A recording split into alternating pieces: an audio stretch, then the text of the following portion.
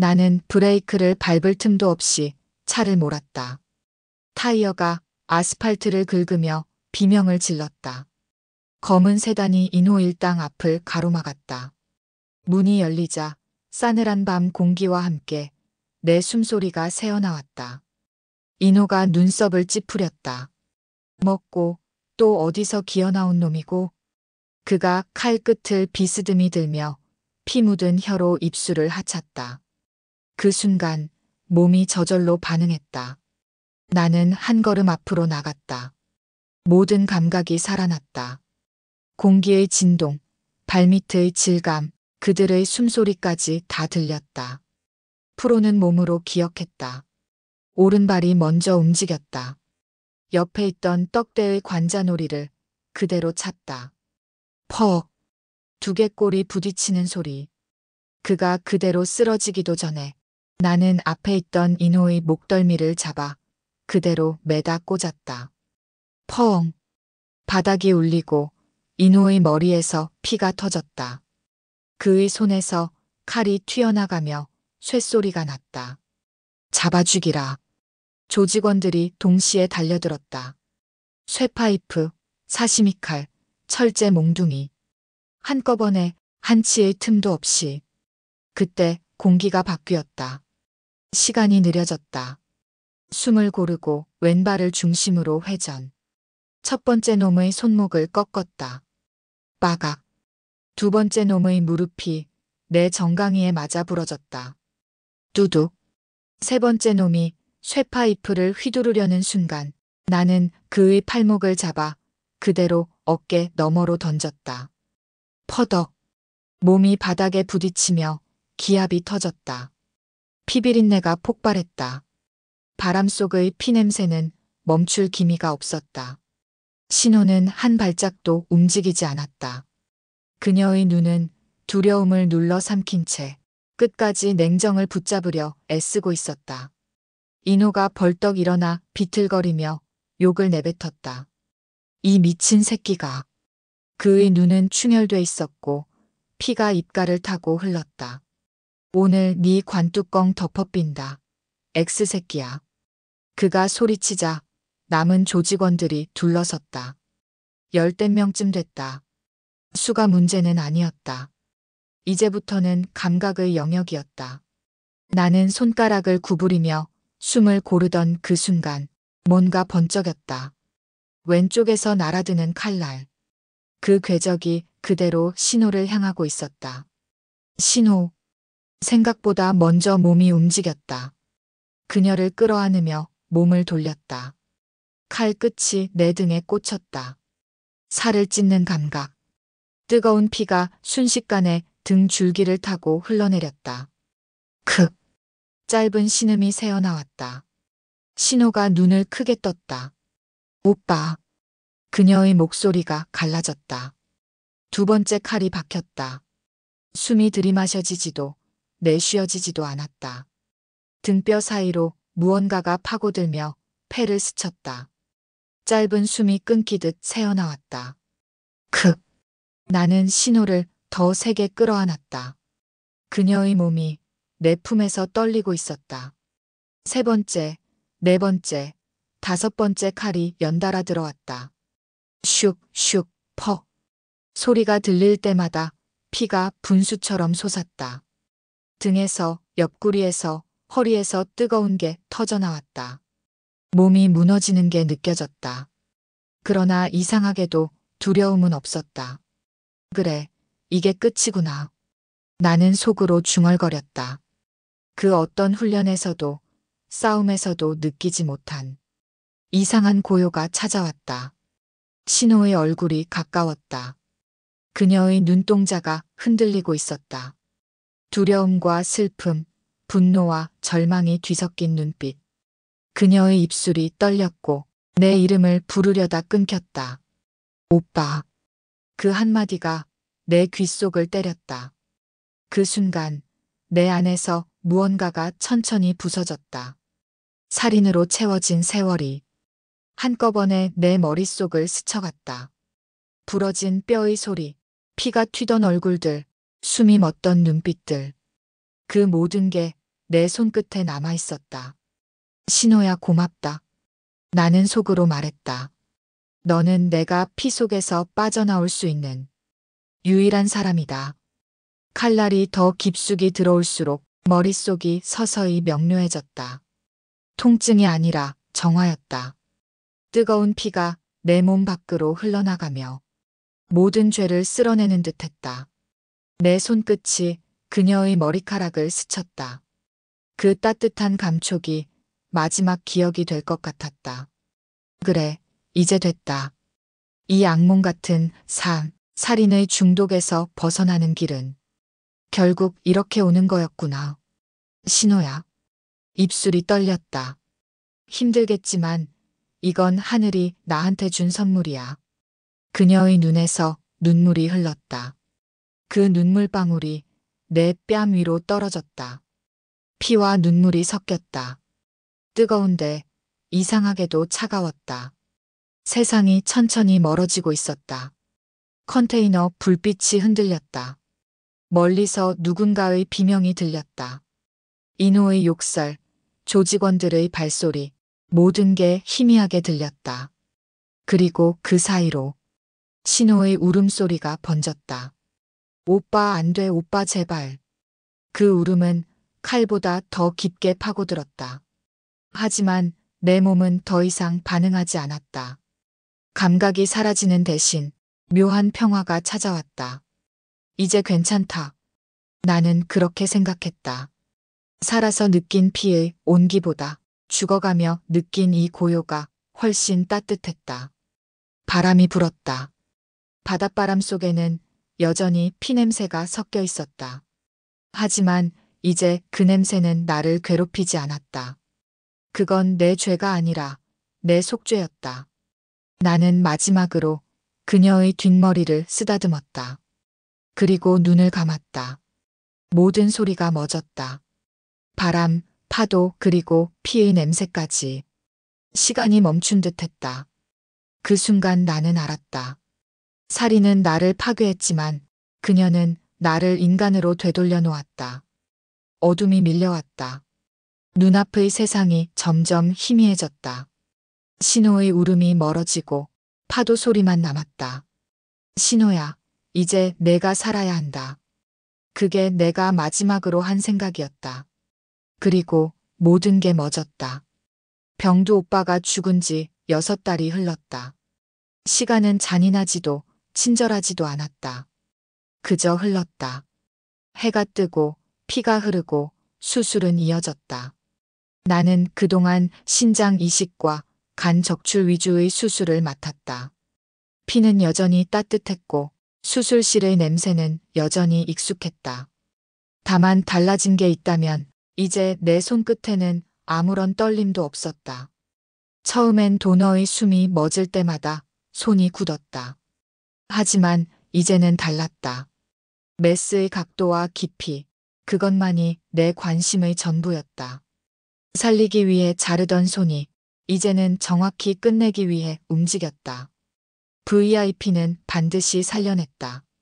그게 내 신뢰였고 내 생존이었다. 도너가 죽는 건 통계였고 VIP가 사는 건 실적이었다. 감정은 이 세계에서는 가장 쓸모없는 쓰레기였다. 시그널. 이젠 신호라는 이름보다 그 이름이 더 익숙했다. 신호는 병두가 부르던 이름이었다. 그 이름은 그의 죽음과 함께 묻혔다. 밤의 수술은 언제나 고요했다. 엔진을 끈 버스 안, 피냄새와 철냄새가 10개 섞여 있었다. 달빛이 비치는 창가 아래 나는 메스를 들고 있었다. 수술은 정해진 순서대로 흘렀다. 피가 흐르고 기계음이 규칙적으로 울리고 심박수가 멎으면 새로운 이름이 기록됐다. 그 리듬은 기도 같았고 나는 그 기도를 누구보다 정확히 읊조렸다. 혈방의 브로커들은 내 이름을 조심스레 불렀다. 시그널, 이번 건은 VIP 쪽에서 직접 요청이 들어왔습니다. 그들은 나를 기술자라 불렀지만 나는 더 이상 기술자가 아니었다. 나는 시스템이었다. 정확히 작동하고 정확히 잘라내며 감정의 온도조차 제거된 장치. 가끔 병두 오빠의 얼굴이 떠올랐다. 그의 손, 그의 피, 그리고 마지막에 나를 감싸던 온기. 그 기억이 스쳐올 때면 나는 수술대 위에서 잠시 눈을 감았다. 하지만 눈을 뜨면 언제나 같은 풍경이었다. 피 메스, 그리고 무표정한 나. 돈은 쌓였다. 엄마의 병원비도 모두 냈다. 남은 돈으로 간병인을 두었고 병실은 늘 고요했다. 모니터의 심박수만이 엄마가 아직 이 세상에 남아있음을 증명했다. 그날 밤도 수술은 길었다. 버스 안은 피냄새로 가득했고 나는 글러브를 벗었다. 피 묻은 라텍스가 손끝에서 느리게 떨어졌다. 손가락 사이로 스민 피가 달빛에 반사되어 번들거렸다. 그때 브로커의 목소리가 들렸다. 시그널, 내일은 동쪽이랑 첫 작업입니다. 그의 목소리는 이상하리만큼 낮고 신중했다. 나는 대답하지 않았다. 피 묻은 글러브를 바닥에 떨어뜨리고 창문을 열었다. 바닷바람이 버스 안으로 스며들었다. 피의 냄새는 여전히 남아있었다. 하지만 이상하게도 그 냄새는 더 이상 나를 괴롭히지 않았다. 그건 죄의 냄새가 아니라 살아있다는 증거였다. 나는 손가락을 바라봤다. 피가 말라붙어 있었다. 그 위로 달빛이 천천히 흘러내렸다. 동쪽. 그 이름은 오래전부터 이 바닥의 전설이었다. 그는 간 이식의 대가였다. 10수년 전부터 불법 라인을 이끌며 수많은 생명과 죽음을 거래해온 사내.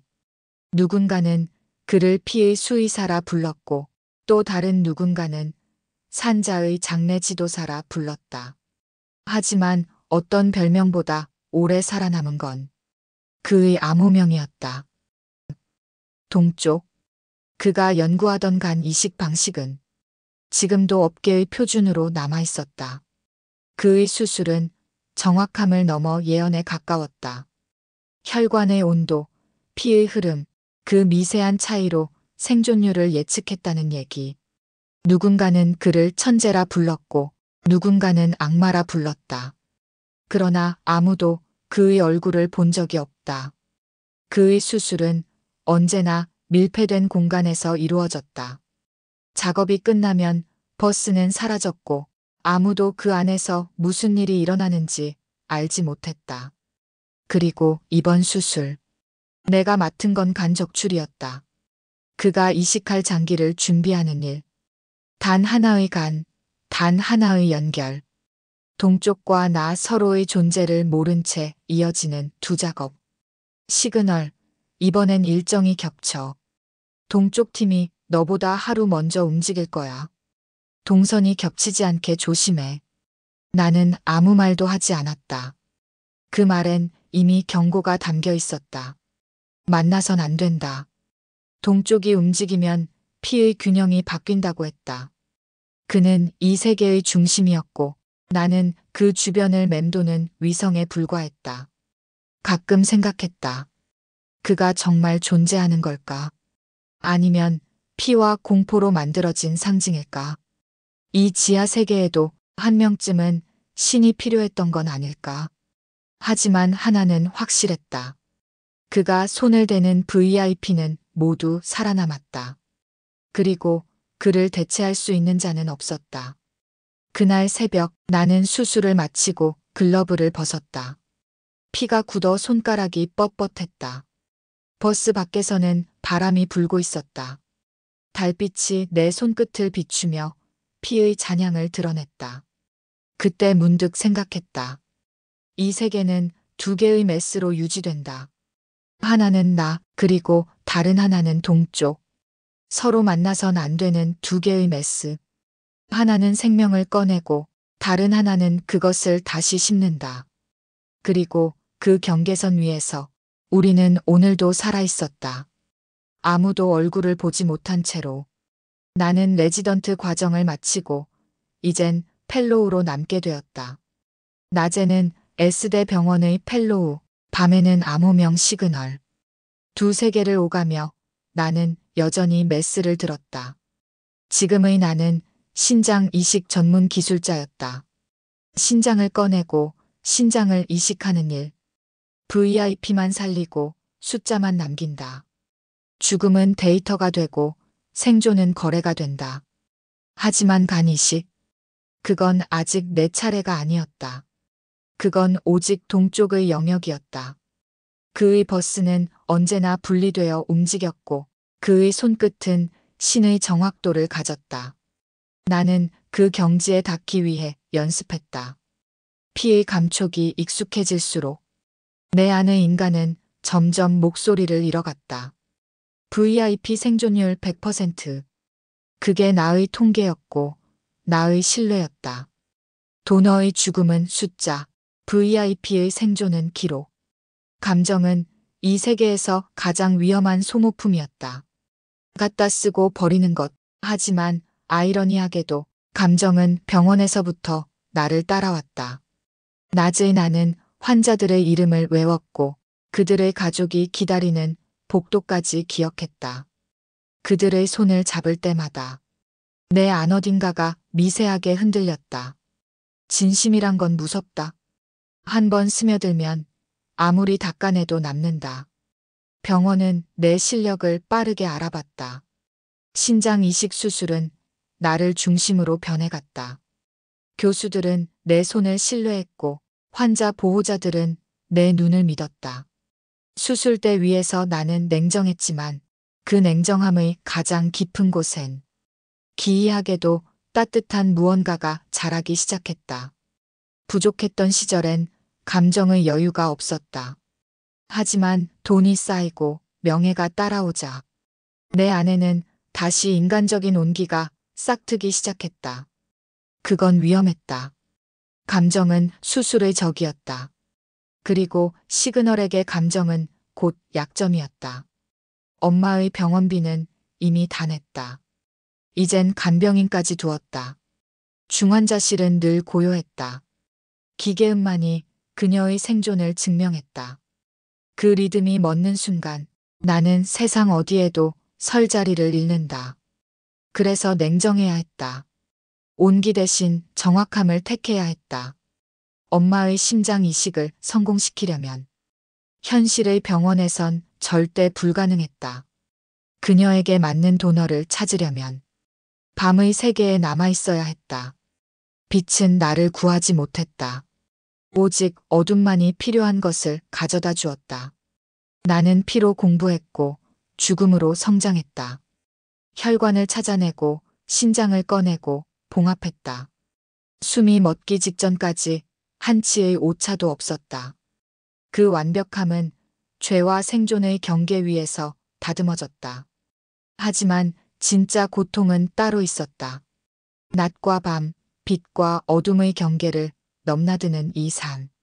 나는 두 개의 세상에서 살아남기 위해 두 개의 얼굴을 써야 했다. 병원에선 환자의 생명을 살리며 신뢰를 쌓아야 했고 밤의 세계에선 도너의 죽음을 다루며 신용을 지켜야 했다. 이 두 세계는 서로를 필요로 했다. 현실에서 S대의 센터장이 되어야만 엄마의 수술을 어느 정도 합법적으로 할 수 있었다. 그 자리에 올라서야만 엄마의 심장을 이식할 수 있는 길이 열렸다. 그건 윤리의 문제가 아니라 생존의 문제였다. 그래서 나는 오늘도 양쪽 모두를 붙잡은 채 살아간다. 버스 안은 아직 미세한 열기로 숨쉬고 있었다. 메스와 피의 향내가 공기 속에 스며 있었다. 차창 너머로는 달빛이 느리게 번지고 그 위를 어둠이 천천히 덮어갔다. 나는 글러브를 벗었다. 손끝의 굳은 살이 묘하게 무거웠다. 그 무게는 내가 짊어진 두 세계의 무게였다. 그때 브로커가 조심스레 말을 꺼냈다. 시그널, 이번 거는 동쪽 팀 일정이랑 겹칩니다. 나는 짧게 대답했다. 괜찮아요. 내 구역만 지킬 겁니다. 그 말은 단순한 대답이 아니었다. 동쪽, 그 이름을 입에 올릴 때마다 묘한 긴장감이 피어올랐다.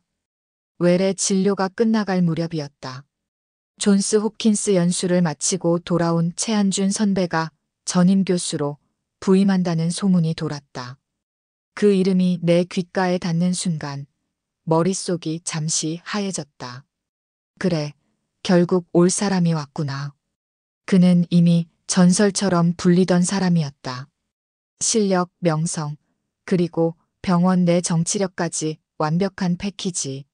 나는 단 한 가지, 수술 실력만큼은 누구에게도 지지 않는다는 믿음 하나로 버텨왔다. 그 믿음이 흔들렸다. 나는 진료 차트를 덮으며 스스로에게 말했다. 냉정함을 잃지 마라. 감정은 언제나 패배의 시작이다. 며칠 뒤 최한준 교수의 취임식이 있었다. 병원 전체가 떠들썩했다. 그는 화려했다.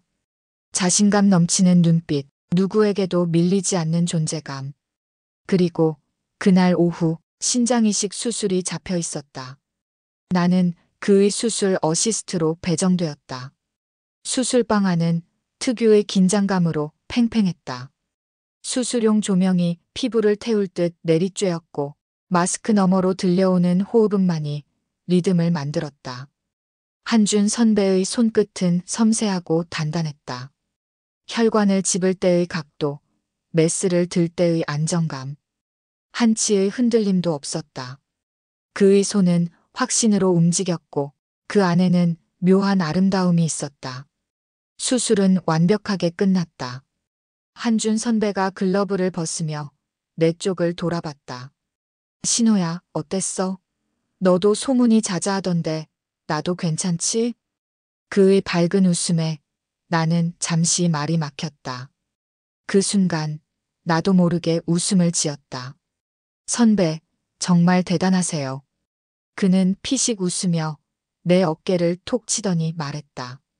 오늘 저녁 시간 되지? 병원 앞 파스타집. 7시야.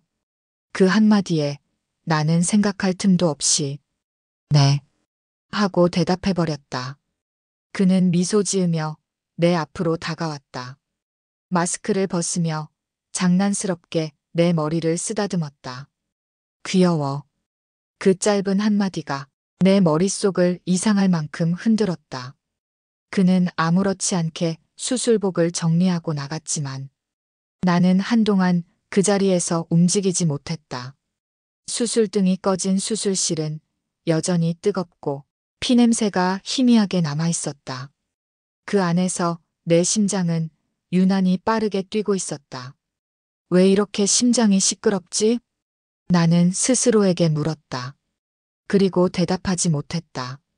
그날 이후 내 삶의 균형은 조금씩 흔들리기 시작했다. 빛과 어둠 사이, 의사와 시그널 사이의 경계가 조금씩 아주 천천히 무너져 내리고 있었다. 7시 병원 앞 파스타집 창가 자리에서 유리창 너머로 비치는 불빛이 잔잔히 흔들리고 있었다. 그 불빛 아래 나는 이미 알고 있었다. 이 만남이 단순한 식사가 아니라는 걸. 한준 선배는 먼저 와 있었다. 늘 그렇듯 단정한 셔츠 차림, 손목엔 수술용 시계 대신 가죽 밴드 시계가 걸려 있었다. 그는 나를 보자마자 환하게 웃으며 손을 흔들었다. 신호야, 여기야. 그 웃음에 나는 괜히 긴장이 풀렸다. 자리에 앉자마자 그는 와인잔을 들어올리며 말했다. 오늘 고마웠다. 한국 와서 첫 수술이었는데 너 덕분에 긴장 안 하고 잘 끝낼 수 있었어. 나는 당황스러워 웃음을 지었다. 선배가 왜요? 오히려 제가 많이 배웠어요. 그는 고개를 저으며 활짝 웃었다. 아냐. 난 진짜야. 내 손끝 보니까 묘하게 안정되더라. 내가 흔들리지 않게 잡아주는 느낌이랄까. 그 말의 순간 가슴이 두근거렸다.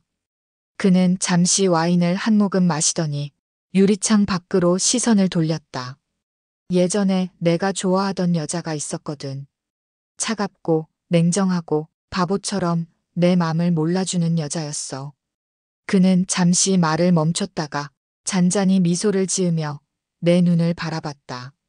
아직도 모르겠더라. 자신이 얼마나 특별한 사람인지, 그리고 누군가가 얼마나 오래 그 마음을 지켜봤는지 말이야. 그래서 그냥 오늘은 그 여자한테 말해주고 싶었어. 그가 잠시 웃으며 와인을 한 모금 들이켰다. 이제 나도 전임 교수도 됐고 살짝은 귀뜸해줘도 될 것 같아서.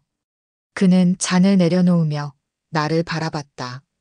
눈빛은 부드러웠지만 그 안엔 묘한 진심이 숨겨져 있었다. 좋아한다고. 순간 시간의 흐름이 멈춘 듯했다. 잔 사이로 스며드는 조명이 유리잔의 붉은 와인빛을 반사하며 흔들렸다. 그 빛이 내 얼굴 위로 떨어졌고 볼이 뜨겁게 달아올랐다. 장난이에요? 나도 모르게 내뱉은 말이었다. 하지만 그는 웃지 않았다. 그의 눈은 여전히 내 눈을 바라보고 있었다. 아니. 한준 선배의 목소리는 낮고 단단했다. 그냥 오래 묻어뒀던 말을 오늘은 꺼내고 싶었을 뿐이야. 그의 말끝이 유리잔 사이를 맴돌았다. 잔잔하던 조명이 흔들렸고 내 안의 공기마저 미세하게 떨렸다. 심장이 불빛보다 먼저 요동쳤다. 손끝이 떨리고 숨이 얕아졌다. 나는 자리에서 벌떡 일어났다.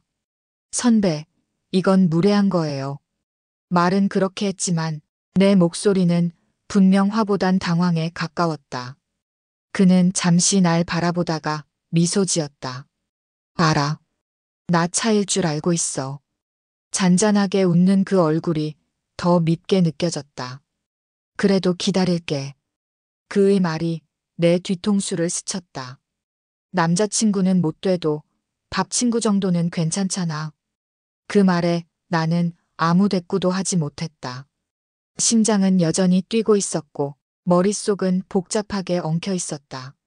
무슨 말을 해야 할지 몰라 그저 자리에서 코트를 들고 문을 향해 걸었다. 문 손잡이를 잡는 순간 유리창에 비친 내 얼굴이 보였다. 붉게 상기된 볼, 그리고 알 수 없는 미소. 밖으로 나서며 차가운 공기가 얼굴을 스쳤다. 나는 고개를 숙였다가 입가를 틀어막지 못하고 피식 웃음이 새어나왔다. 참 한준 선배답네.